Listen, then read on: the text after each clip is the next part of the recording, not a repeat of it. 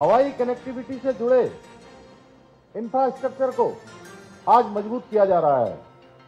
इसी क्रम में हरिद्वार में भी, जनपद हरिद्वार में भी अनेक विकास कार्य गतिमान हैं, जहां एक और हरिद्वार के अंदर निर्मित हो रहे मेडिकल कॉलेज का निर्माण कार्य अपने अंतिम चरण में पहुंच चुका है। वहीं लालधाम क्षेत्र में मॉडल डिग्री कॉलेज की स्थापना की गई है। ग्रामीण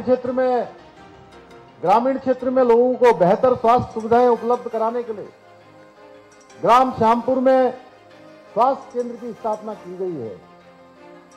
धर्म नगरी हरिद्वार को भी श्री काशी विश्वनाथ, जहां हमारे प्रधानमंत्री मोदी जी के नेतृत्व में भव्य काशी और दिव्य काशी बनाने का काशी का कॉरिडोर बनाया गया है।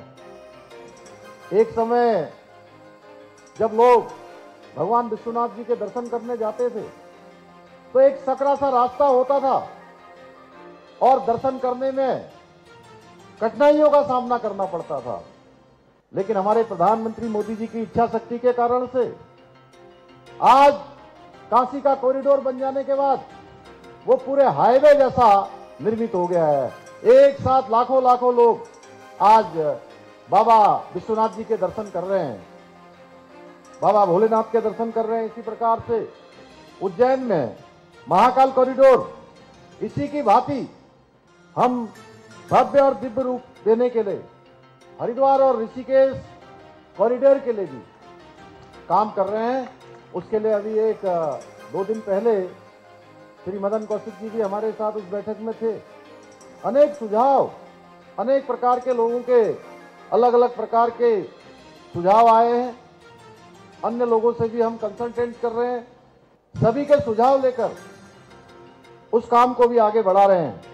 हरिद्वार में हेली सेवाओं के लिए हेलीपोर्ट का निर्माण करने के साथ ही नगर की जो जाम की समस्या है उससे मुक्ति दिलाने के लिए पॉड टैक्सी के संचालन की कार्य योजना भी तैयार की जा रही है।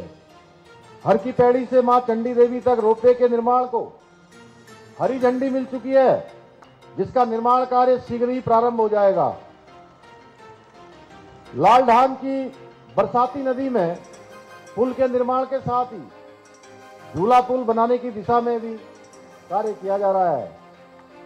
इतना ही नहीं, हरिद्वार रुड़की विकास प्राधिकरण की ओर से शंकराचार्य फ्लाईओवर के नीचे गेम जोन बनाकर खिलाड़ियों को वॉलीबॉल, टेबल टेनिस एवं क्रिकेट सहित अन्य खेलों का अभी प्रशिक्षण दिया जा रहा है, वहां पर ट्रेनिंग हो रही है।